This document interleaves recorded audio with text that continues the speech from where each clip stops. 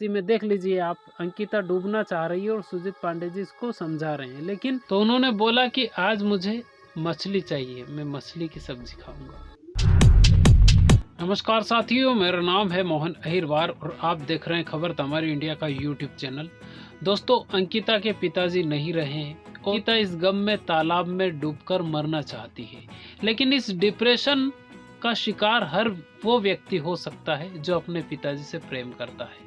और इस डिप्रेशन से निकलना कैसे है, आप इस वीडियो को जरूर अंत तक देखिए, क्योंकि मैं कैसे निकला हूँ। क्योंकि मेरे पिताजी से मैं बहुत प्यार करता था और उनके लिए मैंने वो सब कुछ किया जो कि एक बेटे का जो फर्ज होता है, लेकिन उसके बाद भी मैं बचा नहीं पाया। तो मैं कैसे निकला हूँ उस डिप्रेशन से, आप इस वीडियो को अंत तक देखिए। लेकिन चैनल पर पहली बार आए हैं तो प्लीज़ चैनल को सब्सक्राइब जरूर कर लीजिएगा और देखिए आप इस वीडियो को। दोस्तों, ये सुजीत पांडे जी का चैनल है और अंकिता के फादर नहीं रहे। इस डिप्रेशन में आकर अंकिता इस तालाब में डूबकर मरना चाहती है और बोल रही है कि मैं इसी तालाब में मेरे पिताजी के साथ में जाना चाहती हूँ। सुजीत पांडे जी अंकिता को समझा भी रहे हैं कि जो इस धरती पर पैदा हुआ है उसको एक दिन जाना ही है, लेकिन अंकिता समझ नहीं रही है। वो तालाब में डूबना चाह रही है। एक तरह से ऐसा बोल रही है कि मैं मेरे पिताजी के साथ ही इसी में देख लीजिए आप, अंकिता डूबना चाह रही है और सुजीत पांडे जी इसको समझा रहे हैं। लेकिन इस डिप्रेशन से कोई कैसे निकलेगा, आप इस वीडियो को अंत तक देखिए, क्योंकि मैं कैसे निकला हूँ आज आपको मैं वो बताऊंगा कि मैं कैसे निकला हूँ, क्योंकि मेरे फादर भी नहीं रहे हैं।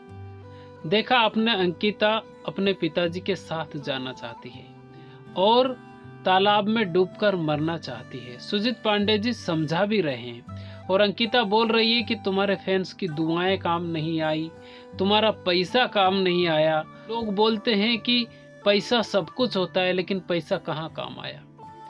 दोस्तों, आज मैं आपको इस वीडियो में बताऊंगा कि कौन सी चीज कहाँ कैसे काम आती है और जिस व्यक्ति का सबसे प्यारा, चाहे वो पिता हो, माता हो, पुत्र हो या पुत्री हो, क्योंकि जिससे मोह होता है व्यक्ति डिप्रेशन में उसी के कारण आता है। क्योंकि बिना मोह के, बिना प्यार के व्यक्ति डिप्रेशन में नहीं जा सकता। जिससे भी मोह हो, चाहे वो पैसा का मोह हो, बेटे का, बेटी का, पिता का या माता का। मैं इसलिए आपको ये सब चीजें बता रहा हूँ क्योंकि मैं जिस परिस्थिति से मैं निकला हूँ वो आसान परिस्थितियां नहीं होती है और अंकिता के साथ वही हो रहा है। क्योंकि एक अंकिता बोल रही है कि मेरी जो बहन है वो संभाल लेगी घर को, और उसकी एक छोटी बहन है और अपनी माता को भी बोल रही है कि वो भी अपना अपना देख लेगी, मुझे अब इस दुनिया में नहीं रहना है। तो ये हर व्यक्ति के साथ होता है। जो अपने माता पिता, मैंने बोला ना, जिससे मोह होता है उस व्यक्ति के कारण व्यक्ति डिप्रेशन में चला जाता है। मेरी परिस्थिति ऐसी थी दोस्तों, क्योंकि मैं क्या बताऊं आपको मेरे बारे में। मैंने बोला कल के वीडियो में भी, मैंने आपको बताया था कि मैंने मेरे पिताजी के लिए वो सब कुछ किया, लेकिन फिर भी मैं बचा नहीं पाया। और आज मैं आपको एक ऐसी, मेरे पिताजी की एक ऐसी स्टोरी आपको सुनाने वाला हूं कि वो हमारा जो दूसरा वाला घर था, जिस वक्त उनका बिल्कुल अंतिम टाइम जब चल रहा था, तो वो वहां से यहाँ तक, यानी कि मेरी जो झोपड़ी है वहां तक आ गए थे। कैसे आए थे आप इसको सुनिए, क्योंकि अगर आप अपने पिताजी से अगर प्रेम करते हैं, सच में अपने माता पिता से प्रेम करते हैं, तो आप इस स्टोरी को जरूर सुनेंगे। क्योंकि जब मेरे पिताजी ने मुझे बोला, आज मैं आपको रियलिटी बताऊंगा, उनके अंतिम से लेकर तो मैं जब तक साथ रहा, मैं पूछ कर मैं उनसे पूछता था कि आप क्या खाएंगे, आज आपके लिए क्या मैं लेके आऊं। तो उन्होंने मुझे उस दिन बोला कि उस वक्त लॉकडाउन चल रहा था और कहीं भी कोई भी सामान नहीं मिल रहा था। उस वक्त की ये बात है। और क्योंकि मैं बिना कलेजे का व्यक्ति हूँ, एक तरह से मैं जो वो बोल देते थे वो मैं करता था। तो उन्होंने बोला कि आज मुझे मछली चाहिए, मैं मछली की सब्जी खाऊंगा। मेरे यहाँ से 30 किलोमीटर दूर है जहाँ पे मछली मिलती है, लेकिन लॉकडाउन चल रहा था तो मिलना बहुत मुश्किल था। तो मैं गया और मेरा एक छोटा भाई है, यानी अंकल जी का लड़का है, कजिन है, वो और मैं गया। और डॉक्टर से जब मैंने दोपहर में बात की तो उन्होंने बोला, बिल्कुल ये ऐसी स्टोरी है जिसको आप सुनिए दोस्तों, क्योंकि मेरे पिताजी आज भी मेरे साथ हैं। और कैसे साथ है, वो हर वक्त मेरे साथ रहते हैं और हर जगह पे मुझे एक तरह से दिखाई देते हैं कि हाँ, मेरे पिताजी मेरे साथ हैं। तो जब मैं 30 किलोमीटर दूर जब उनके लिए मछली लेने गया तो मछली मुझे मिल गई, लेकिन उससे पहले जब मैंने डॉक्टर से बात की तो उन्होंने बोला कि आज आपके पिताजी का ये अंतिम दिन है, ऐसा मुझे डॉक्टर ने बोल दिया था। और जब मैं गया तो मैंने बताया कि मेरे 2 भाई और हैं, तो वो मेरी झोपड़िया से, क्योंकि मेरे पिताजी जब तक मैं यहाँ रहा मेरे साथ ही रहे, वो वहाँ पे नहीं गए।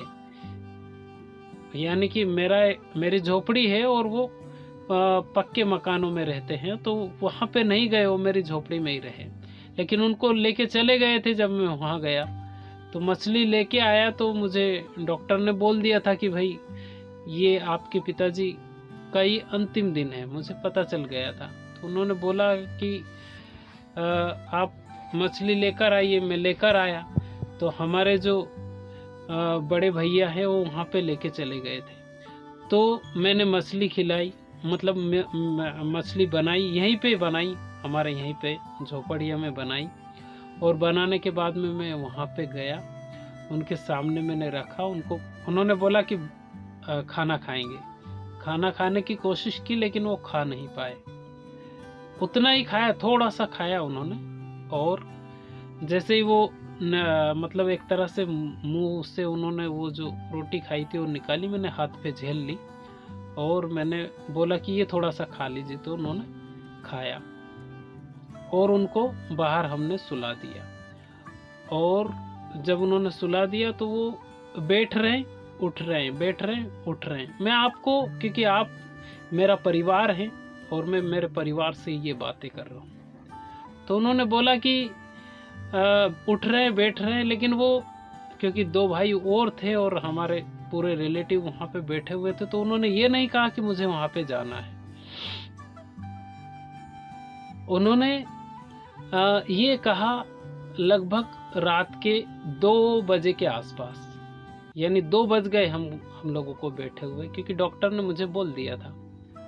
और ये बहुत कम होता है, आपको मैं बिल्कुल रियलिटी बता रहा हूँ, बहुत कम पिता और पुत्र का ऐसा संबंध होता है, ऐसा प्यार होता है। इस प्यार को आप सुनिए, क्योंकि हकीकत में अब आपको बता रहा हूँ कि डिप्रेशन, ऐसे डिप्रेशन से व्यक्ति कैसे निकलेगा। तो मेरे पिताजी ने कहा कि उन्होंने कहा कि मुझे ना लेटरिंग आ रही है, संडास आ रहा है। तो हम लेके गए जहाँ पे बैठे हुए थे, वहाँ से सारे रिलेटिव वहीं पे बैठे हुए हैं। और उन्होंने कहा कि मुझे लेटरिंग आ रही है, यानी कि संडास आ रहा है। तो बोले कि मुझे बिठाओ। तो मैं और मेरे बड़े वाले भैया, बड़े से बड़े, मैं सबसे छोटा हूँ घर में और वो बड़े वाले, तो वहाँ पे बिठाया। उन्होंने लेटरिंग किया, यानी संडास किया। और उसके बाद में वो धोती पहनते थे, आपने देखा मैं जब नहला रहा हूँ तो धोती पहनते थे। तो उन्होंने बोला कि अब यहाँ पे नहीं रहेंगे, इधर चलते हैं। हम दोनों भाइयों ने सोचा कि यार थोड़ा सा घूम फिर लेंगे, टहल लेंगे, वापस से यहाँ पे आ जाएंगे। लेकिन ऐसा हो नहीं पाया। वो डायरेक्ट आके हमारी झोपड़िया के सामने आ गए और बोले कि खटिया लगाओ। और ये वाली खटिया थी, आप देख सकते हैं, ये वाली खटिया थी वो। और इसी खटिया पे हमारे पिताजी सोते थे। तो इस खटिया को उन्होंने बोला कि ये खटिया लगाओ, और इसी खटिया पे वो रहते थे। तो खटिया लगाई, तो जब यहाँ पे बैठे दोस्तों, तो बिल्कुल भी ऐसा नहीं लगा कि वो बीमार है। एक पल भी हमें ऐसा नहीं लगा। मैंने मेरी वाइफ से बोला कि जैसे ये बाहर निकली तो मैंने बोला कि आप क्या चाय बनवाए? तो पिताजी ने बोला कि हाँ चाय बनवाओ, और उनके लिए बिस्किट और टोस्ट वगैरह ये सब चीज़ें मैं तैयार रखता था। तो उन्होंने बोला कि बिस्किट लेके आओ, थोड़ा सा बिस्किट खाया और थोड़ी सी चाय पी। उसके बाद में वो बीड़ी पीते थे। तो हमारे पिताजी 5 भाई हैं, तो 5 भाइयों में से सबसे छोटे भाई को मेरी ही गलती, मेरी गोद में वो बैठे हुए थे, उनका जो सिर था वो मेरे गोद में था। और देखिए ऐसा होता है कि जिससे सबसे ज़्यादा मोह होता है, जब तक वो करीब होता है तब तक उस व्यक्ति को ईश्वर आपसे छीन नहीं सकता। ये मैं आपको गारंटी के साथ बोल रहा हूँ, क्योंकि मेरे गोद में वो बैठे हुए थे, उनका जो सिर था मेरी गोद में था, और हम लोग बातचीत कर रहे हैं, पिताजी आराम से बात कर रहे हैं। और उन्होंने बोला कि बोले कि वो मेरे जो अंकल जी हैं उनका नाम नारायण है, तो उन्होंने बोला कि उसको बुला के लेके आओ। अब रात में 3 बज गए, लगभग 3 साढ़े 3 बज गए हम लोगों को। और 3:30 बजे के बाद में जब मैं उनको बुलाने गया तो मैं बातचीत करके गया। उसके बाद में जब मैं रिटर्न आया दोस्तों, तो मुझे ही नहीं पहचान पाए, क्योंकि ये एक ऐसी सिचुएशन होती है ईश्वर की। मैंने 2 बार ऐसा देखा है जो मुझसे ज़्यादा प्रेम करते थे, और मैं जब तक उनके करीब रहा तब तक ईश्वर भी उनको छीन नहीं सका। और ऐसा ही मेरे फादर के साथ हुआ, क्योंकि ये बात मैंने सबके सामने बोल दी थी कि जब तक मैं हूं उनके साथ मेरे पिताजी को कोई नहीं लेके जा सकता। और यही हुआ।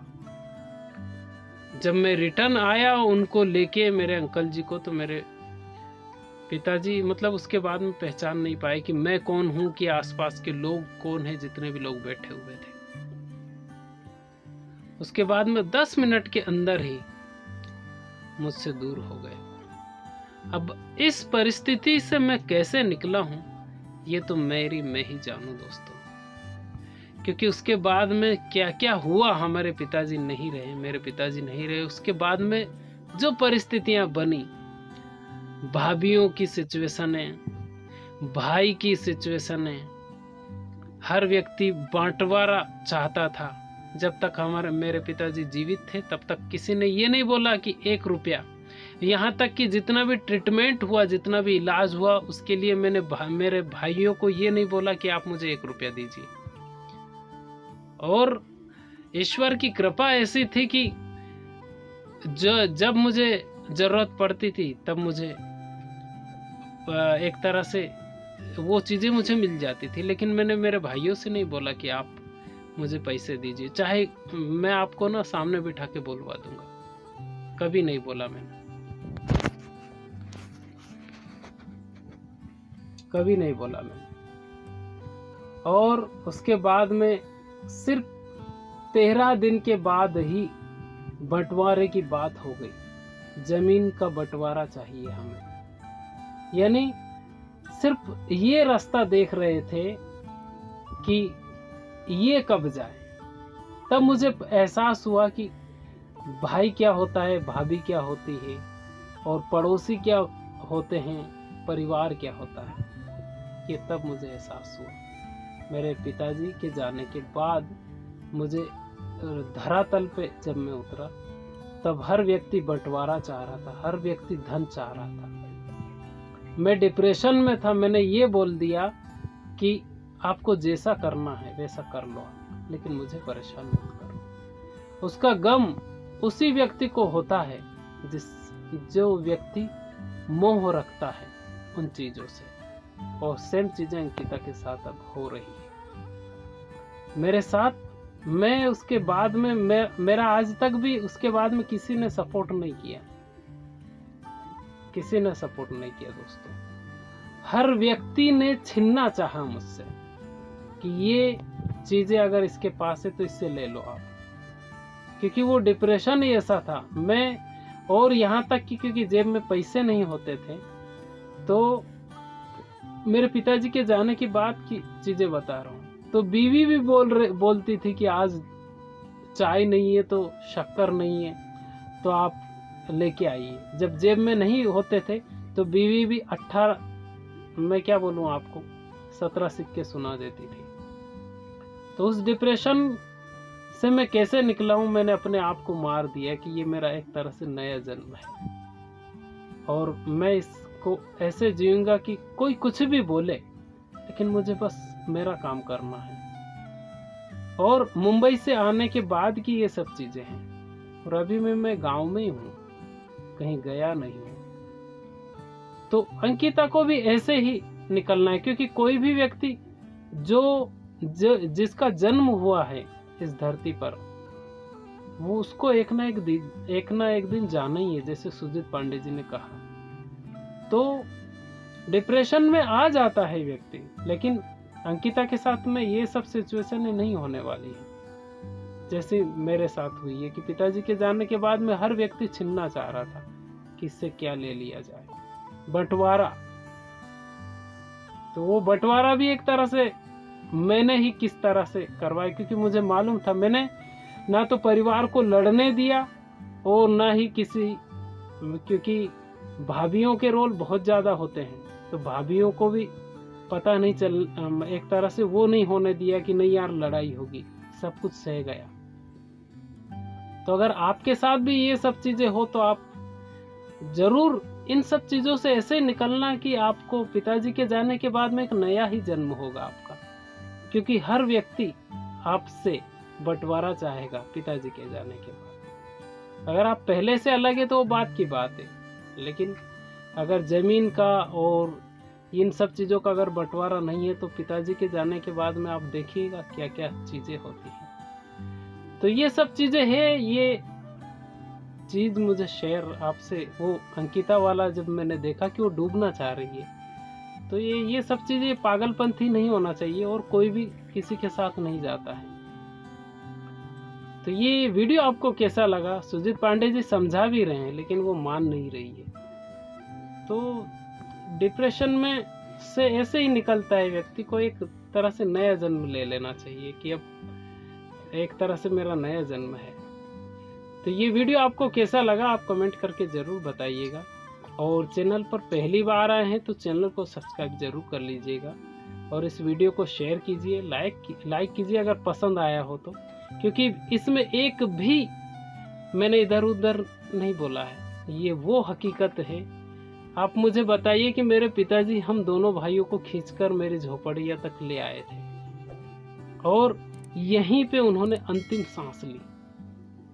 पूरा गांव, पूरे रिश्तेदार चकित थे कि ऐसा कैसे हो सकता है, लेकिन ऐसा हुआ है।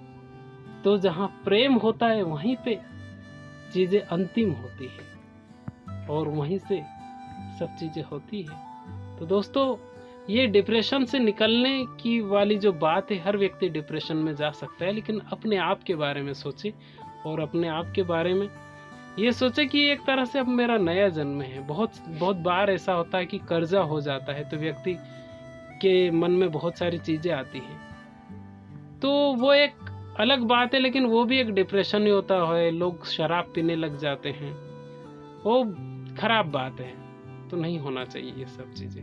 बहुत बहुत धन्यवाद।